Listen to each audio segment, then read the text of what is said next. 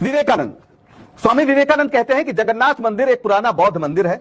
हमने इस पर और कई अन्य बौद्ध मंदिरों पर कब्जा कर लिया और उनका पुनर्हिंदूकरण किया। The complete works of Swami Vivekananda, खंड 4। ये विवेकानंद कह रहे हैं जो आधुनिक समय के सबसे बड़े हिंदू संत हैं। अब आप आइए राहुल सांकृत्यायन को सुनते हैं। राहुल सांकृत्यायन जिन्होंने बौद्ध धर्म पर बहुत काम किया, उनकी एक किताब है हिमालय परिचय।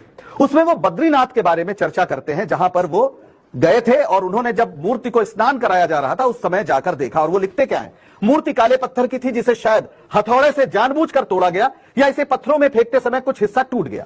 पद्मासन में बैठी हुई मूर्ति का एक हाथ की हथेली पैरों पर थी जो भूमि स्पर्श मुद्रा में थी। यह मूर्ति पद्मासन अवस्था में भूमि स्पर्श मुद्रा वाली बुद्ध की है, इसमें मुझे कोई संदेह नहीं लगा।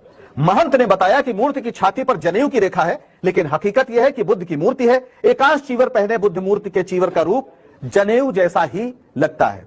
राहुल सांकृत्यायन ने अपनी आंखों से जो देखा उसका वर्णन किया। हालांकि वो मूर्ति ढकी रहती है और इसलिए उसकी चर्चा आमतौर पर नहीं होती। वेनसांग जो 7वीं शताब्दी की शुरुआत में भारत आया था, जब कन्नौज में हर्ष का शासन था, तब वो अयोध्या, आज के अयोध्या गया, जिसे तब साकेत कहते थे।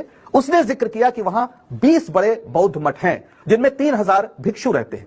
यह अलग बात है कि आज अयोध्या में कोई बौद्ध मठ नहीं है और कुछ इतिहासकारों का मानना है, मेरे इलाहाबाद विश्वविद्यालय के इतिहास विभाग के एक प्रोफेसर सुशील श्रीवास्तव थे जो अब दिवंगत हैं, उन्होंने किताब लिखी थी और उसमें भी उन्होंने कहा था कि दरअसल इस मस्जिद के नीचे अगर खुदाई हो तो एक बौद्ध मंदिर है। लेकिन बाबरी मस्जिद विवाद को जन्म देने वाली राजनीति कभी नहीं चाहती कि खुदाई का काम मुगल या सल्तनत काल से पहले तक जाए।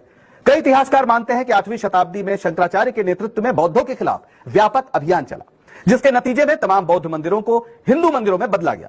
राहुल सांकृत्यायन तो नाथ शब्द, नाथ ध्यान रखिए, नाथ शब्द लगे मंदिरों को मूलतः बौद्ध धर्म से जोड़ते हैं, जैसे जगन्नाथ या बद्रीनाथ। इस अभियान के बावजूद जो कुछ बौद्ध मंदिर या मठ बचे हुए थे उनका नाश तुर्क हमलों के दौरान हो गया। बड़ी तादाद में बौद्ध आबादी या तो फिर से हिंदू हो गई या उन्होंने इस्लाम स्वीकार कर लिया।